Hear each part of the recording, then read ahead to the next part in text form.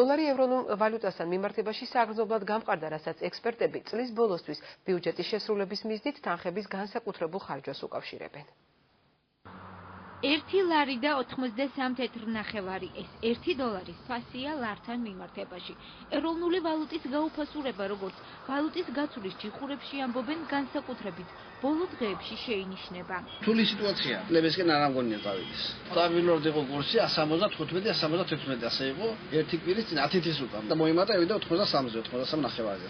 ლარის კურსის ვარდნამ უკვე იქონია გავლენა სამომხმარებლო ბაზარზე. ფასების ზრდა ამ ეტაპზე განსაკუთრებით საფითუმო ვაჭრობის ობიექტებში ფიქსირდება. გაიზარდა იმპორტირებული საქონლის ღირებულება. მოვაჭრეები, რომელთა დახლებიც ძირითადად მეზობელი ქვეყნებიდან შემოტანილი საქონლით ივსება, სირთულეებსა და მომხმარებლის სიმცირეზე საუბრობენ. ძირითადად ვინც რომ მატყიდულობდა საქონლებს, ისეთი ხალხი აღარ შემოდის და ძალიან ცუდი მდგომარეობა. ვერ მუშაობთ მოგებაზე. ჩვენ ხო ქართულ ვალუტაზე არ ყვებულობთ საქონელს, ზღვარგარეთ ყვებულობთ დოლარზე. თურქული ყველანაირი პროდუქტი გაიზარდა. თურქული. უკრაინული კიდე თავის ფასში დარჩა და დანარჩენი კიდე ყველას თითო და 2 ლარი დაემატა 5-ზე. ფასების ზრდას არც საცალო ვაჭრობის ობიექტებში გამორიცხავენ, თუმცა ამბობენ, რომ ჯერ დახლებზე დისტრიბუტორებისაგან გაძვირებამდე შეძენილი საქონელი უდევთ, რომლის საფასური ხელოვნურად არ გაუზრდიათ.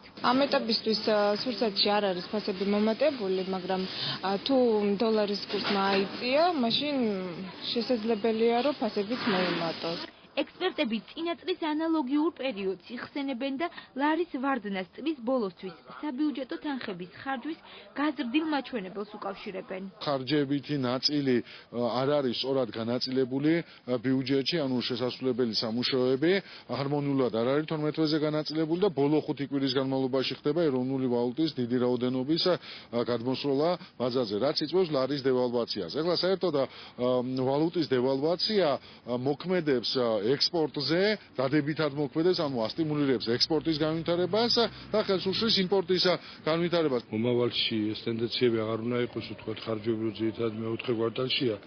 ესეც ისეთი ფაქტორია, რომელიც კიდევ უწყობს ხელს, ვთქვათ, ესე იგი, კურსის ცვლილებასა და გაქცევის სტიმულირებას აძლევს ამ პროცესს. ეროვნული ბანკი გარკვეულ ნაბიჯებს ყოველთვის გავს, რომ ვთქვათ, ამემართულებს რაიმე სერიოზული ყევები არ იყოს. ლარის გამყარებას ექსპერტები ახალი წლიდან ელოდებიან.